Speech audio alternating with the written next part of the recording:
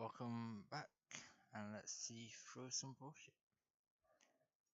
We're gonna do the part 2 of Bardock with Kakarot twist.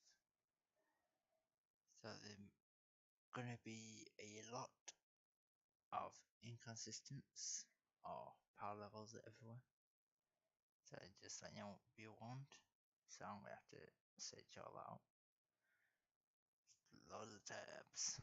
So let's begin, shall we?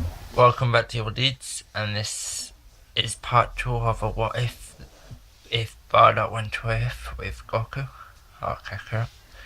So to summarise what happened in part 1, just to jog the memory, but Bardock wished for the living Saiyans to Earth instead of Oolong's panty wish. Bardock has a new kid called Kumba, and the mother was the mystery. Pegasus, so Pegasus or Paragus, I believe it's called Paragus. Anyways, so Paragus is not meant to somehow died. He would have died anyway in the circumstance. So he'd be living. So that's just what I wanted to bring up. Whatever his name was, died by Broly, and as a Dragon Ball after Bardock gifted it to him. Kakarot got the pole, the extended pole of Grandpa Gohan, also holds the Dragon Ball. All the Saiyans can fly. They all went home for the night. Just want to point out that Kumba is an half Saiyan, like Gohan, Goten, and Trunks was. So, the start of the Red Ribbon arc. Everyone meets up at Roshi's place, whilst Bardock stayed home to look after Kumba. Master Roshi told them a story about the treasure being on a ship that got sunk in nearby waters. It raised some of the Saiyans' eyebrows, but since it's underwater, they wasn't interested. Only Tailless wanted it. So Bulma passed him the radar. If it came in handy, so Tailless takes his leave. Tailless flies around and notices a boat with humans diving underwater. He goes down and kills the humans in the water and borrows diving suits. Tailless checks on the radar and sees a opening on the screen, so he flies or swims to the opening and enters into the tunnel.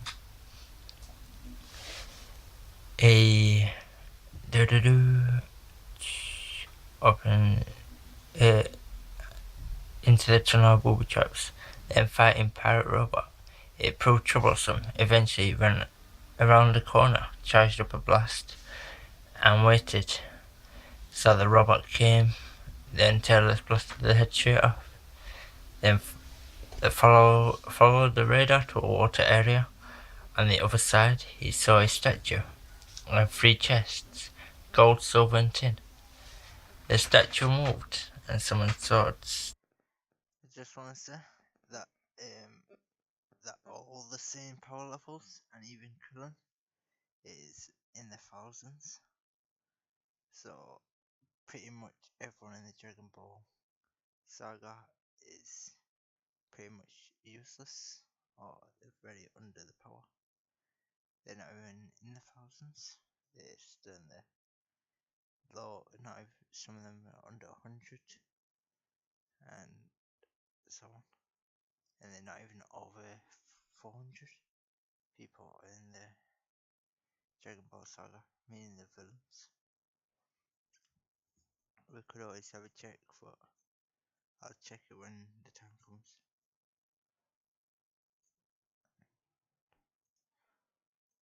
Tailless didn't take it serious and carelessly dodged, getting cut by one. So I picked up a sword and threw it at the face, defeating the statue. Tailless goes to open the silver chest, since gold was higher chance to be a trap, but the silver one had a bomb that blew up, knocking Tailless against the wall. The cave started falling, so Tailless checked the tin chest and found a key. That was part of the statue. Puts it in, and jewels started to fall out. Taylor started collecting the treasure and noticed a big shiny diamond fell into a pool of water. He chased after it. When he saw a glowing ball, so he took that as well. Then skyrocketed up the water. He charged up a beam and blasted through the top to make his escape. This is all going up at the same time. So, when I say that I don't really know any of Taylor's moves, no, if he causes blasts anything. So, he would have done a wave beam or whatever, or like Kamehameha kind of thing, to push him out of water, to rocket him up. So, this part takes place at the same time as this part. I just don't know how you write in, if you know what I mean. Or to put it in. Right, it's a meanwhile. So back at Rush's place, Rush tricks Cullen, Tarbell and Yamcha into going to Boba's place to train. Something happens, but replacing Goku... The same thing happens, but replacing Goku with Tarbell. Cullen gets taken out by the vampire, then Yamcha beats him, and he switches out with Turbo against the invisible guy, and beats... So this is when they're trying to locate the hidden Dragon Ball. Forgot what the main reason was there. I think it was just to train. Or whatever.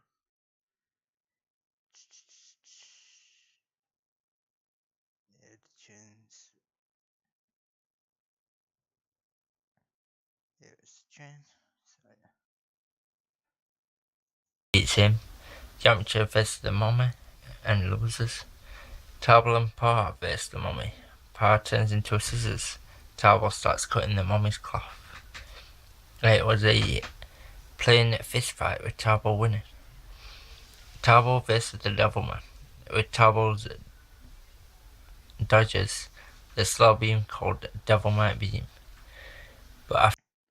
So with the mummy, with Tarbell and Pa, is because they let Upa and Pa be part of it in the original anime, because there was weaklings, and the vampire didn't have a problem with it. So it was up to the mummy to accept to verse Tarbell and Pa at the same time. So yeah.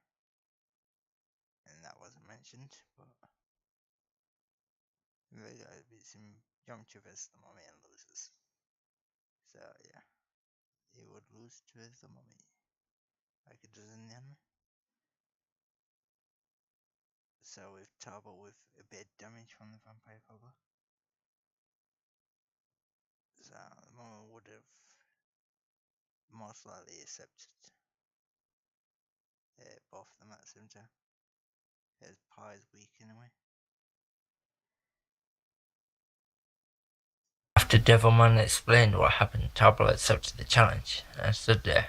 As the beam came, the beam didn't do anything to Tarbell, so Devilman gave up. The last unknown fighter turned up, and Taylor came flying over. So just to explain Tarbell, he wasn't one of them pirates who used to take over planets, because he got sent. Because he was a weakling. So he was a fighter. So I don't know if he did anything bad. We are not killing anyone, so they didn't really put that into an effect. Didn't count that as anything. So I just kept him as pure heart. So, Taylor knew the unknown fighter was and bribed Boba to fight with him. With a diamond, Boba accepted the offer. Taylor stepped in the ring against a person that's been dead for a long time, and as a kid, Tarbell didn't have a clue. So this part, because Grandpa Gohan didn't die, so the only dead fighter that I could think of at the time, and made the most sense to bring someone back. So yeah, they're no fighter. Who he was, only that he looks like Vegeta. Tailors fought hard against him, till he said, "Bring the other Saiyan face both of you at the same time." So Towel steps up and joins Tailors. They both go at him and take a while for it to be over. Whilst So Tillis is around 15,000 and Towel's around probably around about 3,000 or 2,000, around that ballpark. So yeah, and King Vegeta, he, it's hard to get his power level from the YouTube videos. People don't agree, and people have their own speculations on it. So people say it was under, according to the power levels, he was under Bardock, but then people in the comments saying he's over the Bardock's level. He is the king after all. So he's around 11,000 or 12,000.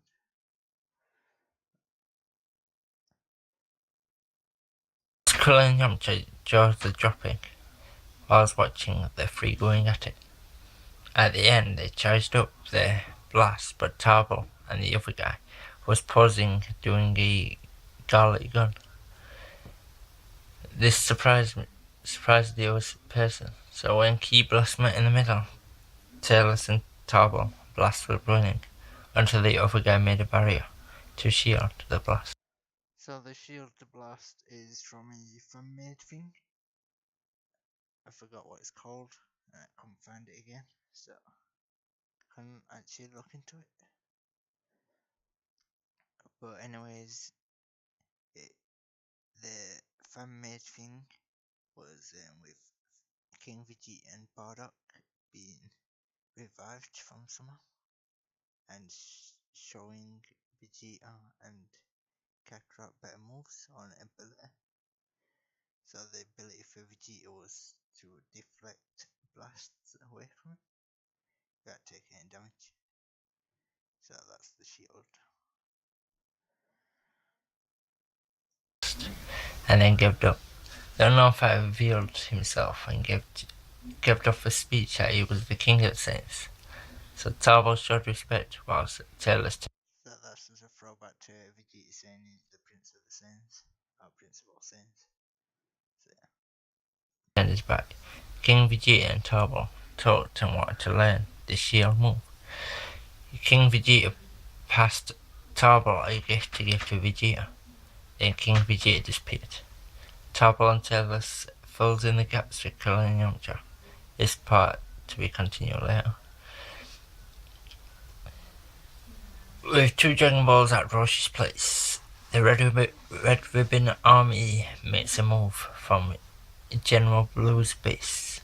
As they set off to Master Roshi's Master Roshi tells Bardock to come join him to visit Corrin's tower, because he knows Broly is not a patient type, so they both set off.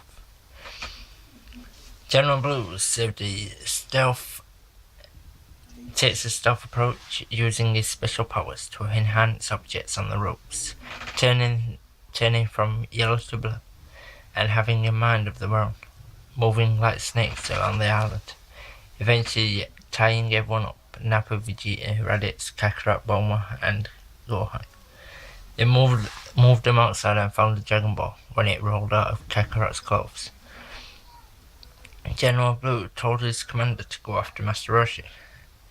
General Blue leaves a bomb and uses his airplane to travel to the headquarters. When General Blue sets off, Nappa had something that he poured into the sand and made a Beach's Cyberman to cut the ropes and throw in the bomb. Nappa took in. So this Cyberman would be around, probably be weaker than the normal Cyberman, and the normal Cyberman was 1200 in the same saga. So this Cyberman, the sand one, or Beecher, would be around 1000 or 900 since it's made out of sand and not out of ground or out of dirt. So yeah. Charge and told the other three, we best go follow him, but keep distance. So they followed General Blue to the headquarters to be continued. Roshi and Broly arrive at the bottom of Current Tower and are met by Bora and Upa, the tribe people. Roshi explains that he here to see an old friend up in the tower, but Bora doesn't believe that a person's reached to the top, so he. So that's a bit of fact from the anime or manga from the anime from the English dub. So don't know if it's correct in the sub, but Bora Upa mentions that his dad didn't. Uh, that his dad doesn't believe that anyone reached to the top. So, yeah. So he challenges Roshi to a fight. They go at it, both tiring out until Bora believes him, but just then Commander and Captain Yellow, the tiger, turned up looking for separate Dragon Balls. They land down and start demanding the Dragon Balls. Bora had one and Broly. With Bora and Roshi tired out, Broly steps up in front of the Ribbon Army. So they started shooting Broly. He yawned in front of them, then said my turn, and started walking up to them, knocking each one out in his path. Commander uses his whip, gets Broly's arm, but Broly pulls him towards him and punches, sending him into Captain Yellow, sending both flying. Roshi and Broly spend the night with Bora. So that would be accurate, being 100,000 power level. So yeah.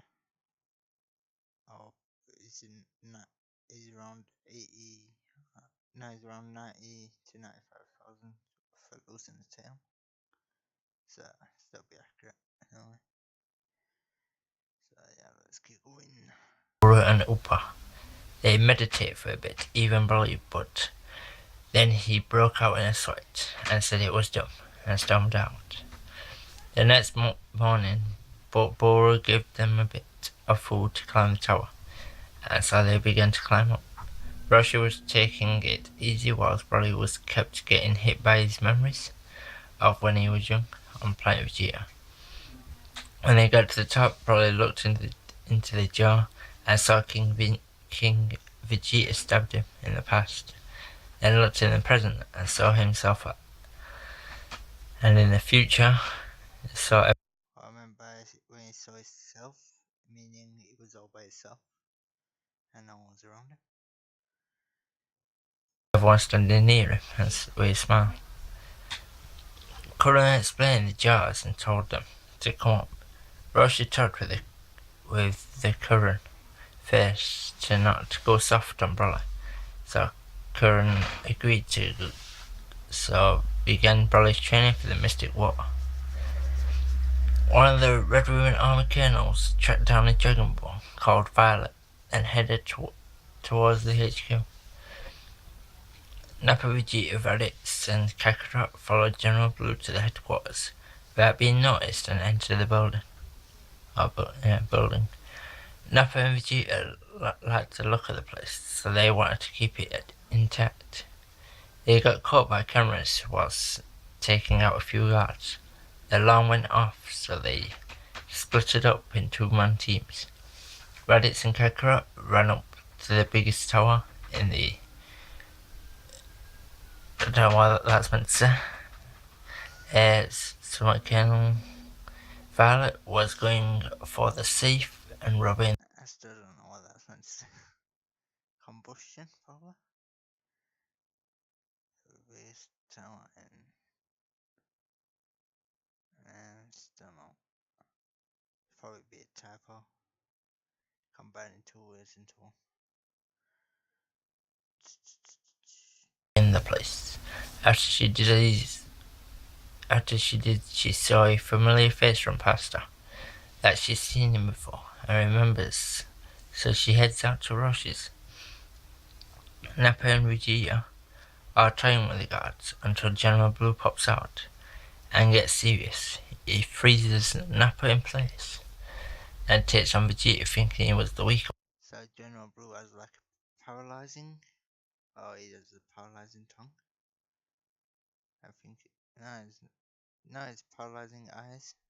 He uses it through uh, concentrating a lot and looking at the person. But it does take him a while to use it. So probably only could have used it once. So Nappa was the best target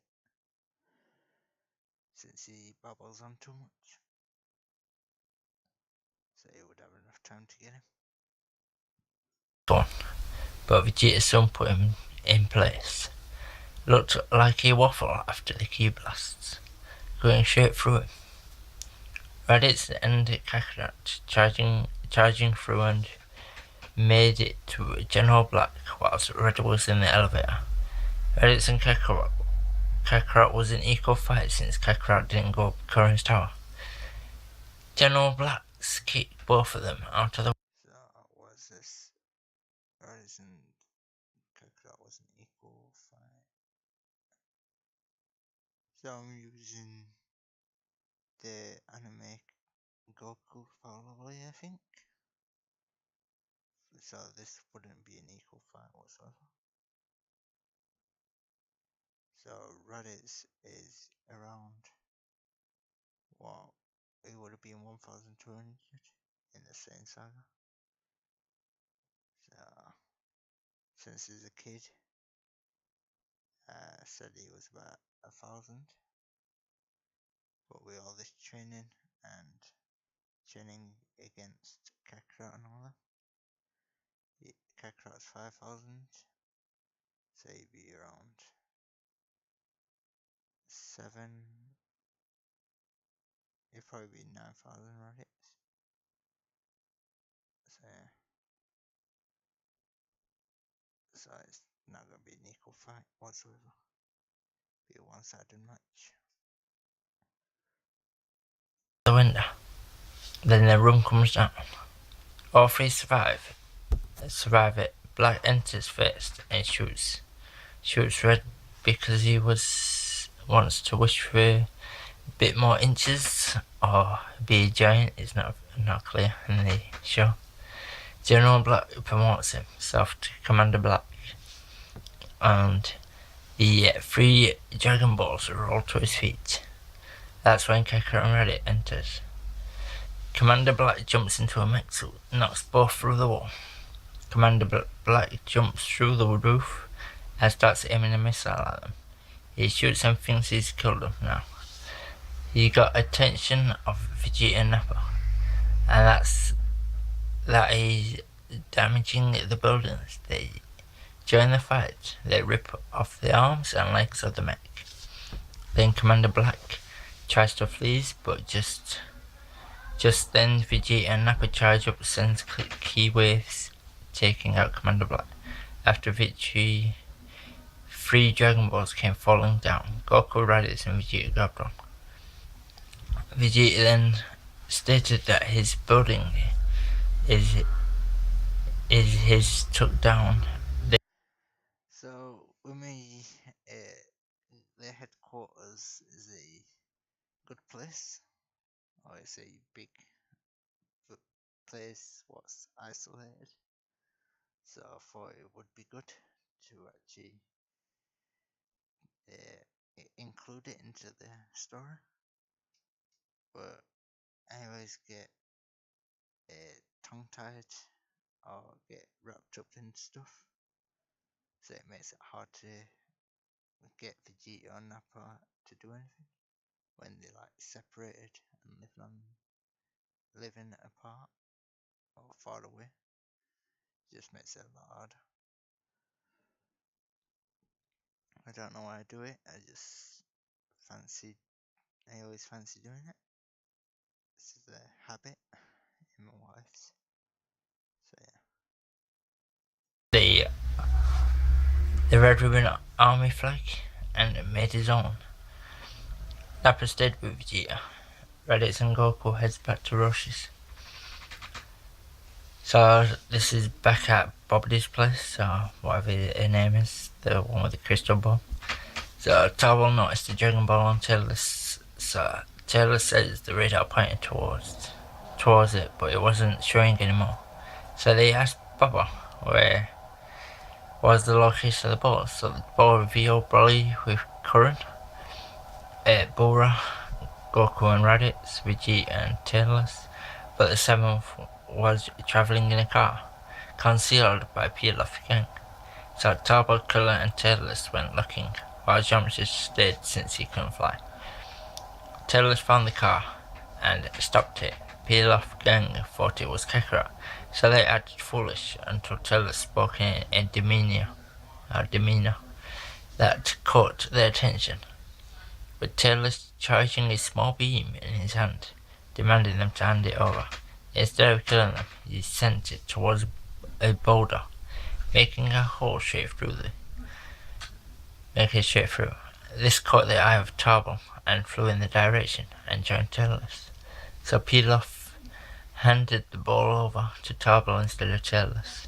Turbo bowed to Pilaf, making him blush. Then both of them headed back. So the reason why I put that for making him blush is because he always thinks highly of himself. So if someone respects him, he probably would have blushed. So that's no matter what gender or it is or whatever. It's just giving him that hot head, if you know what I mean. Just that appraisal. Bumped into Krillin, so they went back to pick up Yamcha and started to head towards Roshi's. Colonel Violet arrived at Roshi's and saw Bulma and Gohan. So if you haven't worked out, Colonel Violet is the female the Red Ribbon soldiers, and she was the girl who had planned from Bardock at the bar. So yeah. So she's Violet is Cumber's mom, or I tried to put us.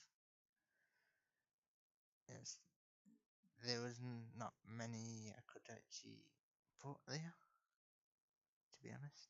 There weren't many females, or bad females, what Bardock would have been attracted to. So yeah. It would only the other possibility was be obviously launch, but they didn't want to include launch. She didn't really do anything. And Violet seems to be even more better option. There was Husky, the bounty girl, but I didn't really want to include her because she didn't even show much personality. She only gets only a bit of screen time as well. Whilst Violet is like a Catwoman. She robs and thing and backstabs people. On their own, so she asked about Bardock whereabouts and told Bulma that Vegeta took over the Red Ribbon headquarters. So Bulma gave Violet directions and they both headed off. Bulma was getting excited to see the Red Ribbon research such stuff and tech. Gohan along with his tailors. Gohan along with his tailor playing cards until Roshi came back. Broly riding on the dark cloud that Curran has. This was to keep Broly calm while he moved. So the dark cloud is when Mercenary Tower goes up Corrin's tower, and Corrin gives him the black cloud to go back down to not giving as much strength or to give him extra strength of going down the tower. So yeah. So that's where that black cow comes from. And since it's only for evil people who can write it. So yeah. Moved around, it took Broly to And it was explained that Broly has killed a lot of people. He likes fighting. get the Mystic Water all the way through this arc because of his mentality, whereas it would have taken Goku 3 days normally. Taylor's, Turbo and Krillin, Yamcha and Po cross paths with Kakarot and Raditz and talked all the way to Roshi's island. They arrive. Taylor's handed Roshi a bit of the treasure he found. Then the only thing with that top part with Broly training with Curran, he would probably destroy the tower, to be honest. If he went into the fit of rage, and he probably would have. If he couldn't get the Mystic Water off Curran, dodging all his moves, like he does with Goku. He anticipates the move. It didn't matter how strong they are. Curran would have still dodged him. He would have dodged him even more easily because of, like I said, mentality, meaning a state of mind. So it would have took probably a lot longer to actually figure it out. He's not as smart as Goku in that. and headed off to Bardock's location. Whilst Kakarot noticed the dark cloud that Broly was set on. So Kakarot tried but fell through. It making everyone laugh, so Kakarot asked the reason. Roshi says have to have a tainted heart. Roshi calls down his Nimbus cloud, so only Kakarot and Turbo could ride. So this is the normal Nimbus for the pure heart? What Master Roshi has? So Kakarot gave to Turbo instead since he didn't want Radish jealous of him. So the jealousy for obviously brother Kakarot and Rex. So yeah. So I just thought give it to Turbo instead. But they all can fly anyway, so it don't really make any difference. Should have just took that out, to be honest. The Nimbus card. But it's there now anyway. So Turbo's got the Nimbus card. Bardock's place, Violet arrived with a lot of gold, money, also food, and stored it all in the house. Bardock and Kumba was asleep. Then Talos arrived. Violet could see he wasn't Kakarot, so she stepped outside, but then Talos passed her a bit of treasure. The reason was because of the wish she made to bring me here. So the treasure is from the cave from the underwater, where he found the Dragon Ball in the water part. So it was full of treasure, and with Talos being who he is, it probably would have took more than he should. So yeah, so that's where that treasure comes from. She accepted it and took it to the side, inside. So Talos, Since Violet is very interested in money or riches, she would most likely take it. sets off back to stash his treasure and stays home. Nappa mentions that they can't understand any of the tech or research, so Nappa proposed the girl before might be good to understand this. Vegeta agrees, just then Bulma is spotted, so Nappa gets sent out to greet her whilst Vegeta waited in his room. He spotted him and So this is what I mean. I like to complicate myself with the HQ. I wanted to include the building to the story and make it work somehow. transplanting his brain in a robot. This made Vegeta vomit. Then went to the room and met a prototype Android 19 called Android 10. Vegeta fought against it and allowed it outside, evenly matched fighting-wise, but the android was weak to energy beams, so it ended up as scrap. So that's because the Android 19 prototype is the one what transplanted Dr. Jiro's brain into the robot in the first place. The one what you see in the Android saga. So he's actually the human being transplanting his brain. So I didn't know really anything to have for the Android 10 because Android 8 was taken and there were so many others. So yeah. And the probably I thought I'll include Dr. Jiro here. So a very good place.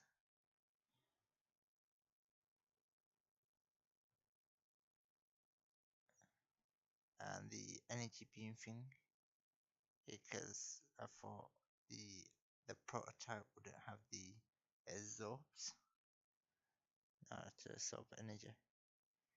It'd be first time dealing with energy beams. So I didn't so Dr. Jiro probably wouldn't have thought of it. So it wouldn't have that included. So it would be the weakness of it.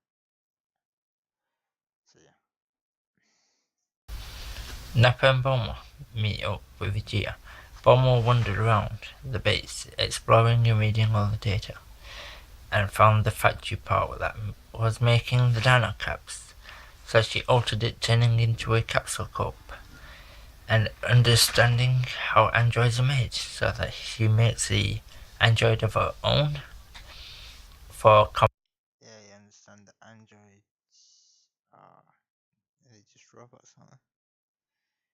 But according to Dragon Ball, an android is a human and it got robot implants.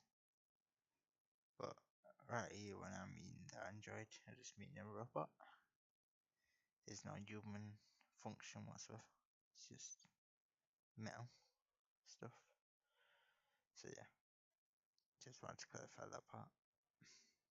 combat and presents it to Vegeta for a sparring partner. But Vegeta breaks it easy.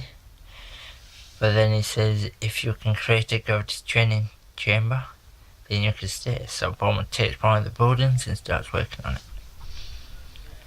At Master Roshi's place, Roshi says to everyone there's 4 years left for a martial arts tournament. They all agreed, and instead of all of them competing, secretly they wanted to test out Broly, so they will hold their own tournament a year before the main one. It's a strange time skip in the anime. It was like 3 to 5 episodes for 3 years to pass in the show. So this is where I'm going to leave this what So while I was doing this, if what if I was actually watching the Dragon Ball saga all the way through, so I could actually get a lot of notes and info and stuff, and I even still got the papers with all the notes on, so I can just go back to the papers and so I don't have to watch Dragon Ball again. So yeah, so can't really. It was not really hardly any fighting in that, to be honest. It was just pretty much a storytelling. Yeah. No Saiyans versus each other. I did do a part 3, but it, I lost the email account somehow. So the part 3, I did write all down. I did have the script ready, but I didn't like half of it, so I didn't upload it, but I still kept it on that email. I'm going to change it eventually. Well, so, anyways, hope you enjoyed the video. Please leave a like, subscribe, or comment down below if you want to